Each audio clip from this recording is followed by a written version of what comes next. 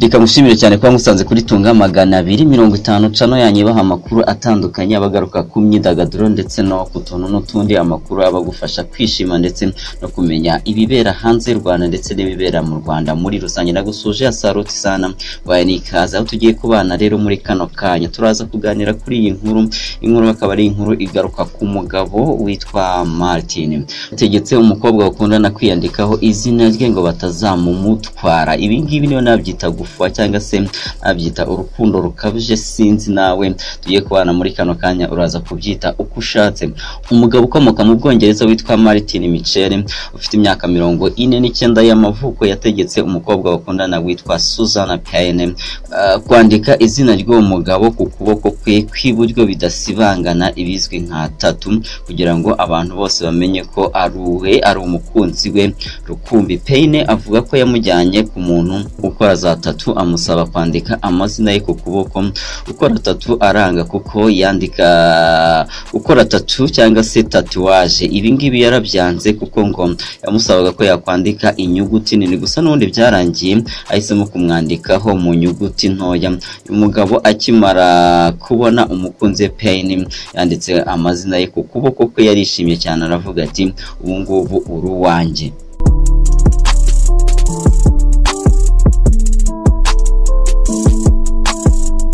Uyu mugabo wa Susan Payne ntiyamwemeraga kwambara imyenda yahoranye cyangwa se imyenda y'imbere yambaraga bataratangira gukundana. Nta nubwo yamwemereraga kugaragaza amafoto ye ya mbere yuko bakundana niyo yaba ari umugabo we bari barabyaranye. Nyuma yuko afatiwe ibihano n'urukiko rwa Cardiff Crown Court, Payne yagize ati banumva yarantwaye ibintu byose.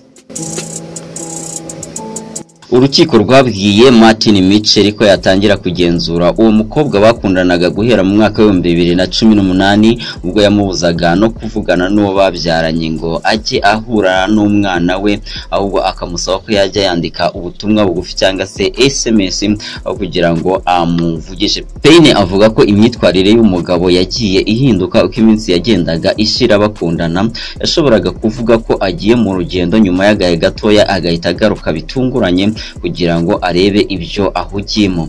Abashinjacyaha bavuga ko uwahoze akundana na Payne nawe yabonye ko hari ikintu gishobora kuba kitagenda neza akurikije amagambo yabaga ari mu butumwa bugufi yakiraga uvuye kwa Payne. Payne avuga ko atari yemerewe kwambara cyangwa kwisiga ibyo ashaka keretse ibyo umugabo Martin yabaga yamuhitiyemo. Tuvuge wenda nk'urugero bagiye nko muri restaurant yahoraga asakuza ngo abakozi baho barareba umugore we.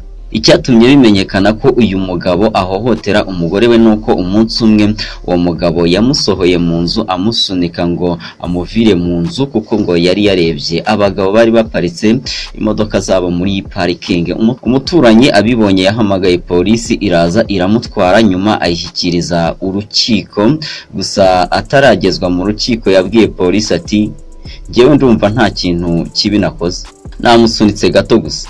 Uyu mugabo Martin akavuga ko we n'umukunzi we Payne bari babanye neza ngo banitegura gusezerana. Polisi mubaje kubijyanye na tattoo, Martin yavuze ko ari umugore wahisemo kuyishyiraho. Imyenda yo avuga ko ari umugore wumvaga atakishaka agahitamo kuba yagura indi mishya. Kubijyanye no kuba yarasabye umugore we gusiba amwe mu mafoto n'ubundi ya mbere n'umugabo bari barabyaranye, yavuze ko ibi ngibi yabikoraga n'undi mu rwego rwo kugira ngo bose biyibagize ahahise. Payne yagize ati ndumva binkomereye kongera kugaruka mu buzima busanzwe. Hari ibintu byinshi ntari nemerewe gukora, banumva yarantwaye ibintu byose ku buryo nsigaye ntimenya nanjye ubwanjye. Kugeza ubu Payne na Martin ntago bakibana, ariko Payne avuga ko na n'ubu ahorana ubwoba cyane cyane iyo abonye umuntu urakaye, kuko iyo umugabo we yarakaraga byabaga biteye ubwoba cyane kuko yararakaraga akavuga ko byose bitewe n'umugore we Payne. Reka mushimire cyane kuba turi kumwe kuri channel ya YouTube ya Tunga 250.